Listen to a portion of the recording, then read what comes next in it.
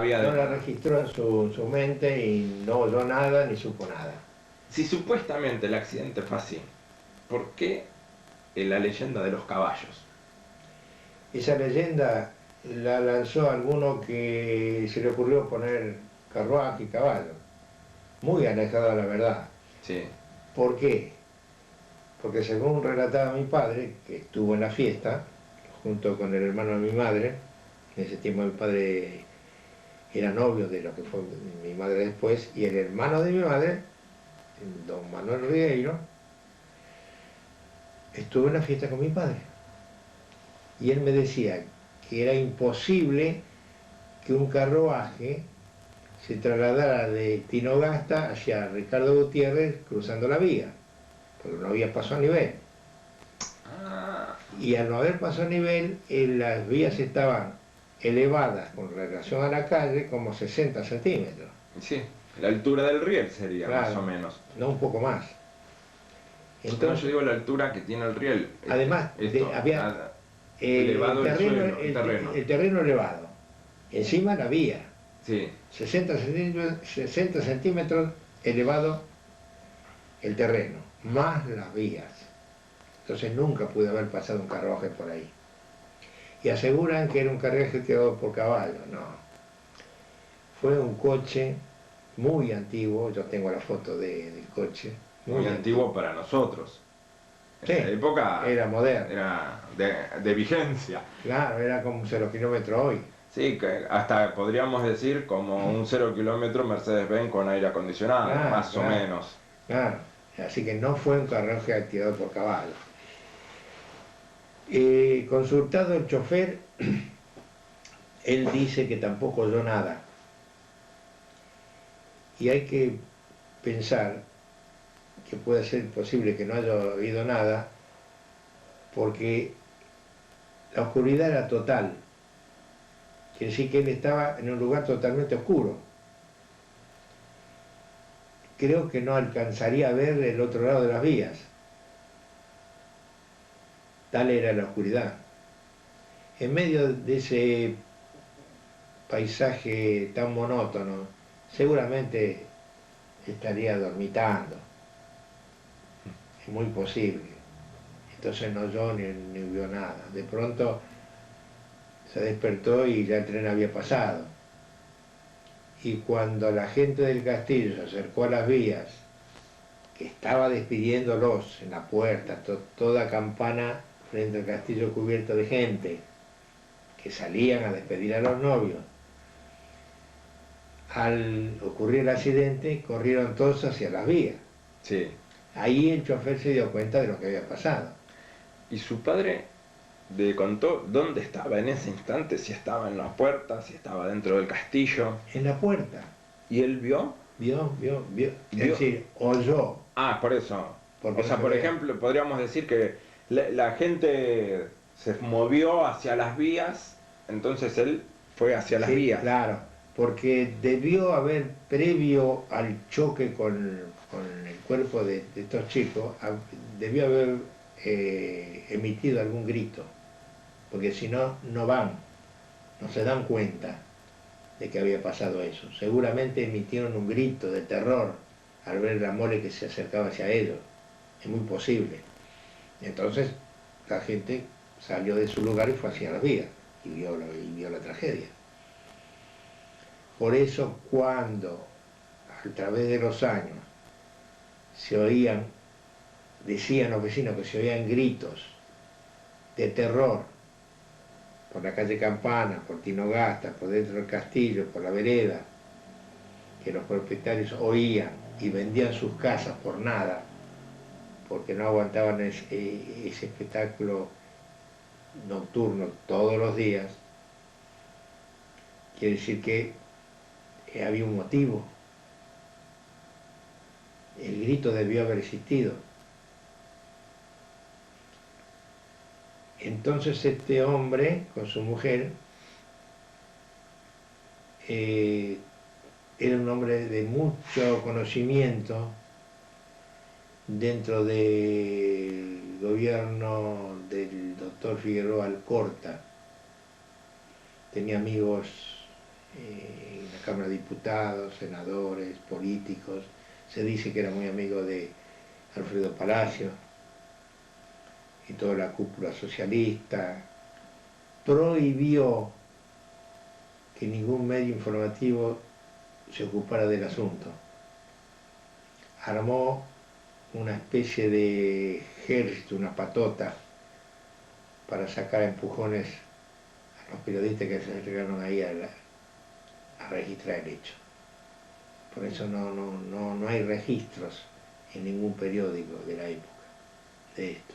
Prohibió también la difusión por intermedio de la funeraria que hizo el sepelio, que se dice que fue Lázaro Costa, una empresa funeraria que era solo por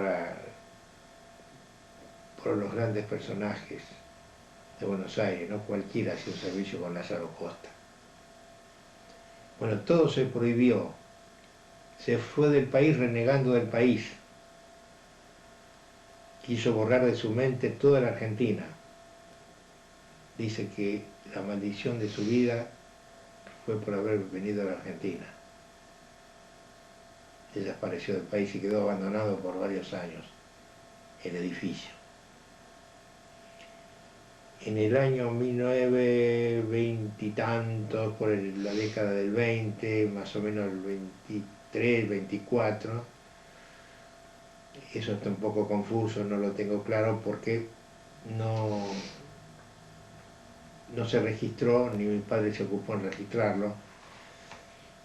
Hubo una familia de Villa del Parque que ocupó el castillo. No se sabe si como inquilino, si como propietario, solo se sabe que era directivo de Gimnasia y Esgrima de Villa del Parque. Ocupó por unos años el castillo y tomó personal a su servicio, que constaba de un chofer, 2 jardineros, una cocinera, un ayudante de cocina y 2 mucamas. Más o menos 8 personas. Y cuando terminaban las tareas, los enviaba al último piso, donde está el casquete, que hay un departamento ahora. Sí, sí.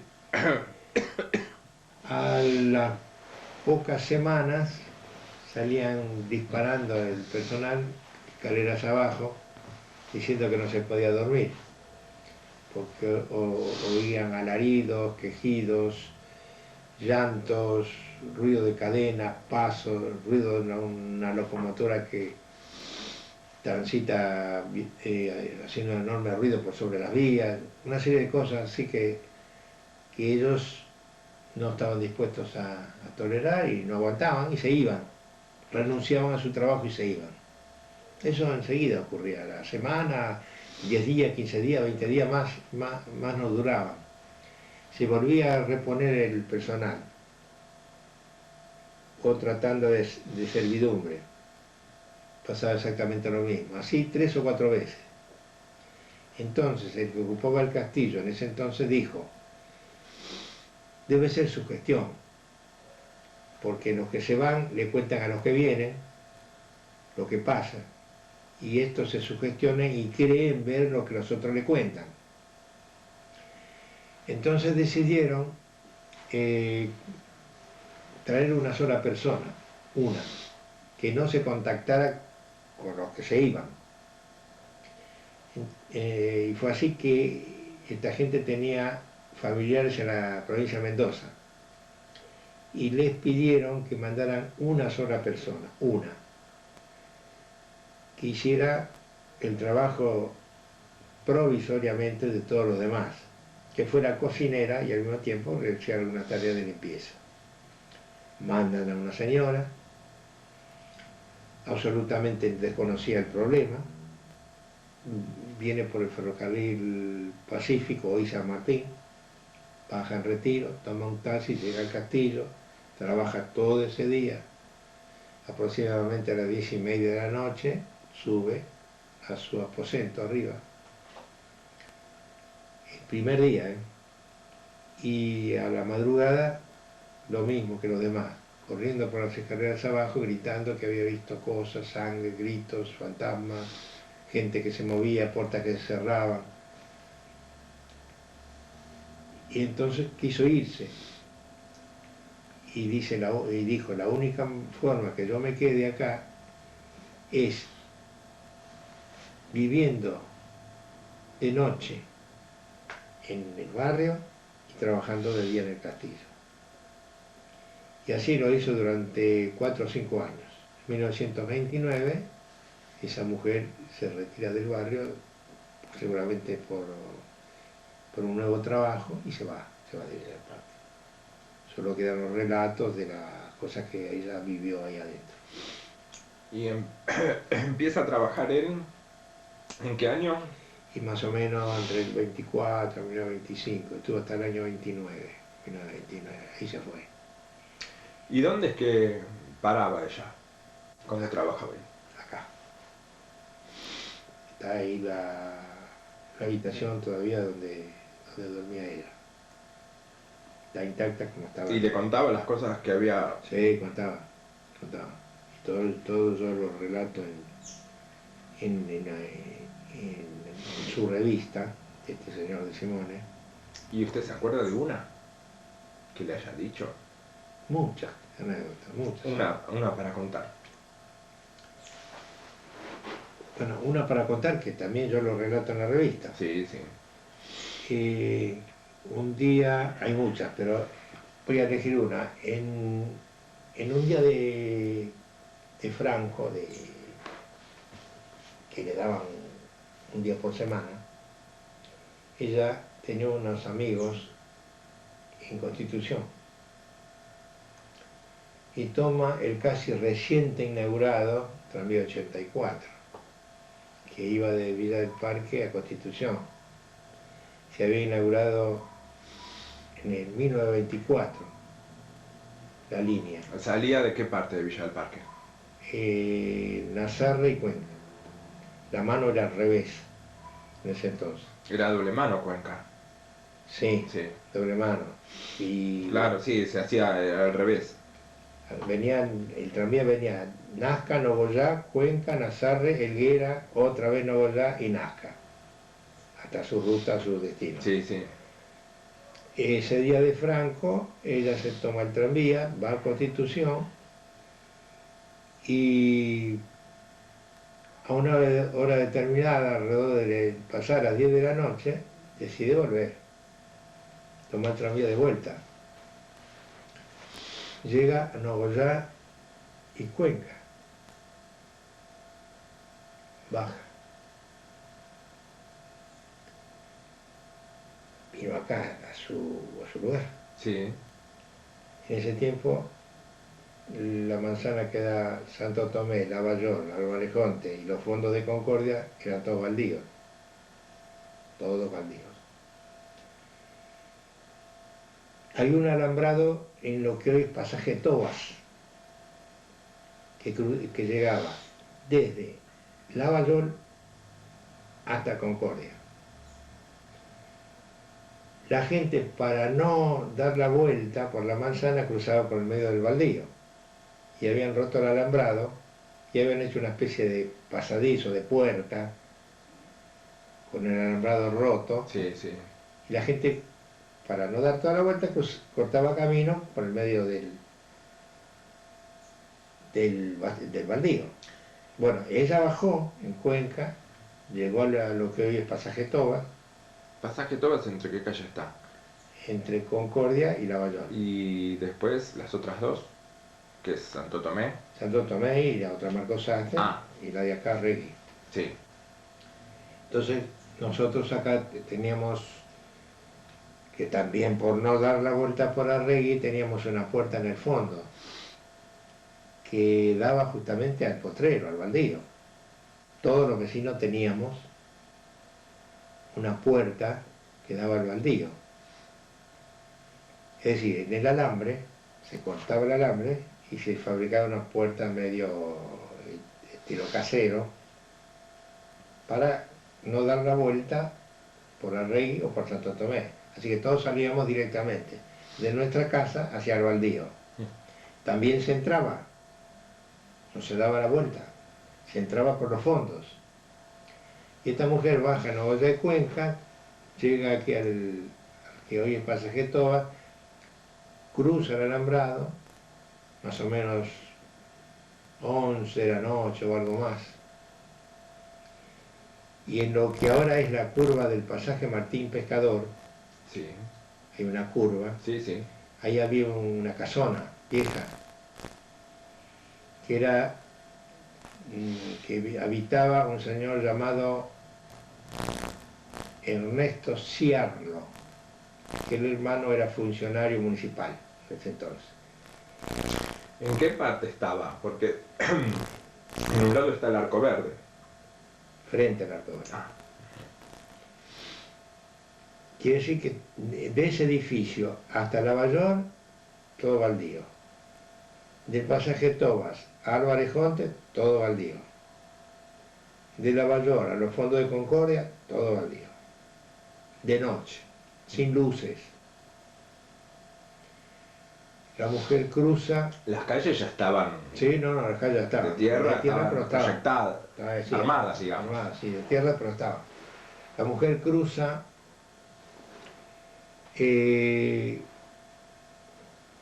Había esa puerta que digo, cruza las puertas, se mete en el baldío, camina directamente hacia los fondos de acá de la casa, y al llegar frente a ese edificio que digo, en la curva de lo que es el pasaje Martín Pescador, oye pasos.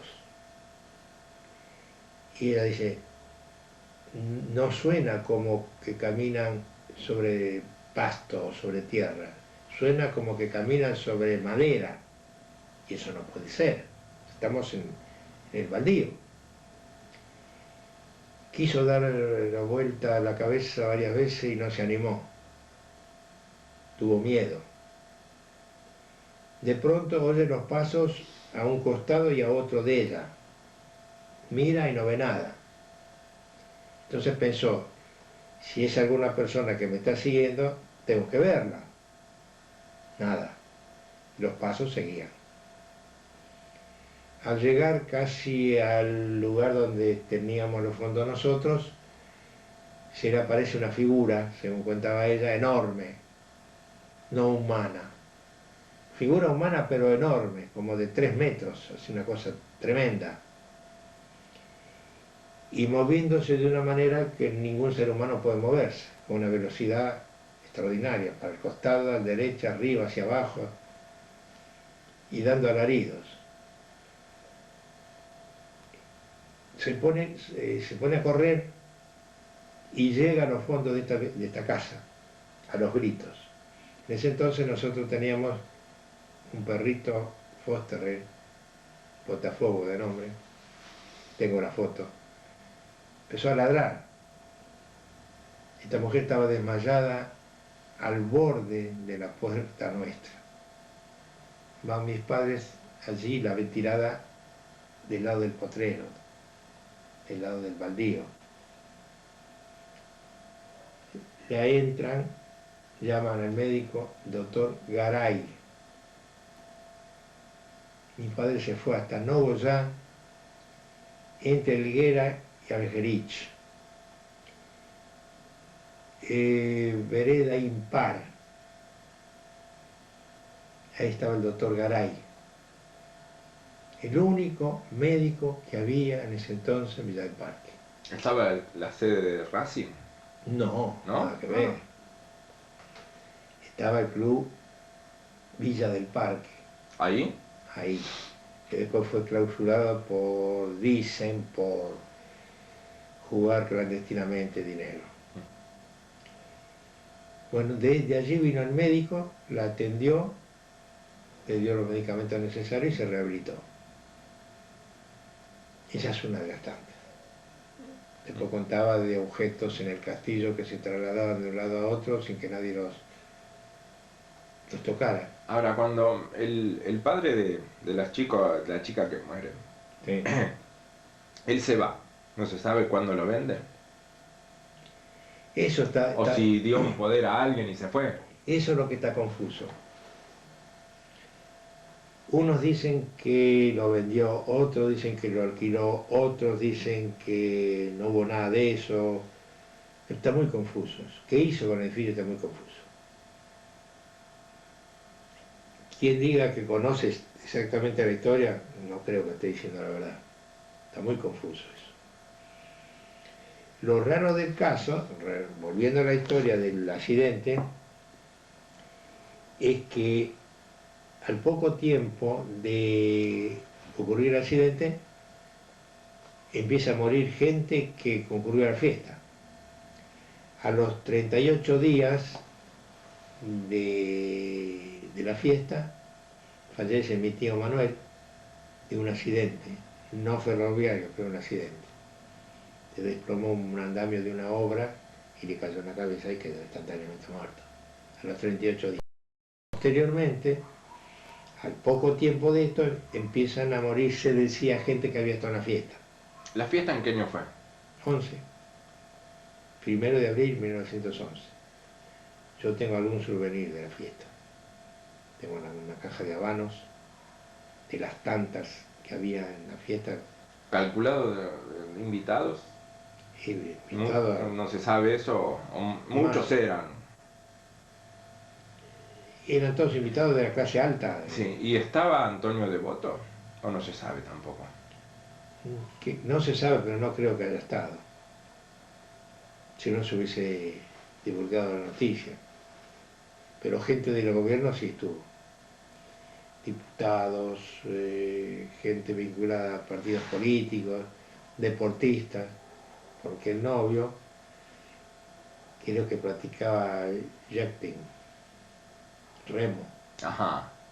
y tenía amigos también en el club Alumni de fútbol, Alumni o Belgrano, creo que Alumni. Y vinieron también deportistas de la época. No iba cualquiera, vecinos, había poquitos vecinos. Igualmente, muchos vecinos no había. Sí, pero había una cantidad, no Yo como me acuerdo ahora. así, tantos baldíos. Sí, había muchos baldíos, pero las manzanas quedaban, por ejemplo, por Cuenca, Marcos Sastre, Santo Tomé, Nazca, había casas, no como ahora. Había un promedio de 15 casas por cuadra, promedio más o menos, sí, hecho a la ligera. Cada 3 o 4 casas un baldío o 2 baldíos, nuevamente casa, otro baldío al lado, enfrente así también como acá, la calle Concordia. Teníamos edificado 4 casas, 2 baldíos, 2 casas más, otro baldío. Sí, sí, Y no era así compacto como ahora, ¿no? Pero los vecinos sabían. compacto y compacto, hacia Sí, arriba. para arriba y para el costado. Sí, sí. Decir Bueno, que todavía no se hacen departamentos hacia abajo. y ya va a llegar. Sí. Bueno, Yo estoy en el subsuelo 20. bueno, ese era el panorama de la época. A ver cuántos minutos queda este cassette, si no ya. Casas, uno como ahora compacto, era una casa, un lote. Bueno, o 2 lotes seguidos, Sí, sí. una casa.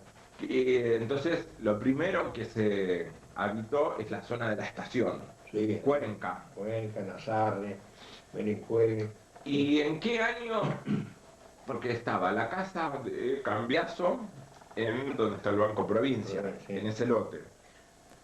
¿En qué año se habrá demolido esa casa? Y supongo que de ahí se construyó el banco, no es que hubo una construcción intermedia. No, de ahí el banco seguramente. ¿Y se tiene una idea de cuándo habrá sido ese Yo era muy chico cuando se hizo el eso. banco? Claro, no. Tengo grabado el hecho de la inauguración del tranvía, de los tranvías, 83-84, que fue en 1924. Eléctrico ya. Sí, eléctrico. ¿Cuándo? ¿Qué año? 1924. 1924. Que es el año que se inauguró la plaza. Sí, sí, eso lo leí. La plaza se inauguró en 1924. ¿La plaza la dona la señora de Cambiaso o no? Bueno, hay varias versiones. Yo no podría decir cuál es exactamente la verídica, pero se dice que no hubo donación, que fue vendida a un precio irrisorio, pero fue vendida. Otros dicen que la donó. Vaya uno a saber, ¿no? ¿El tranvía 83 de dónde salía? Cementerio Flores. ¿Y acá? ¿Pasaba o terminaba en Villa del Parque? No, terminaba. ¿En dónde? Nazarre y Cuenca. Ah, Nazarre y Cuenca como el Igual, 84. igual, los dos pararon ahí. Y las manos eran invertidas. Claro, invertida, lo que es ahora. Sí, sí. Porque Cuenca tenía la marca en el medio hasta que se le puso la capa asfáltica. Claro. Tenía la marca de la doble mano. Ahora, la otra vez usted hablábamos de Nazca. Y yo le dije que me acuerdo cuando la habían pavimentado. Y usted me dijo que se la acuerda pavimentada mucho antes a Nazca. Yo dije el Sí. año 72. ¿Usted cuando dice pavimentar, dice adoquín de Adoquín. madera o...? No, no, adoquín, Claro, adoquín. sí. Me había pasado otra vez a hablar con una persona y me dice sí, que al adoquín primitivo, al de madera, que no sé si Villa del Parque tuvo, No. que era el chiquitito, ya lo llamaban a eso pavimentar. En realidad es ponerle capa asfáltica ahora.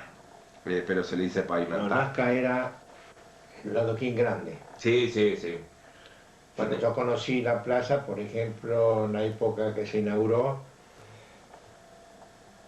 tenía 5 años. Me acuerdo corretear por ahí, por la plaza, donde ahora está el mástil. Eh, en el 22. Mi mamá nació en el 35. Hay un árbol en Cuenca y Marcos Astre es un árbol muy grande.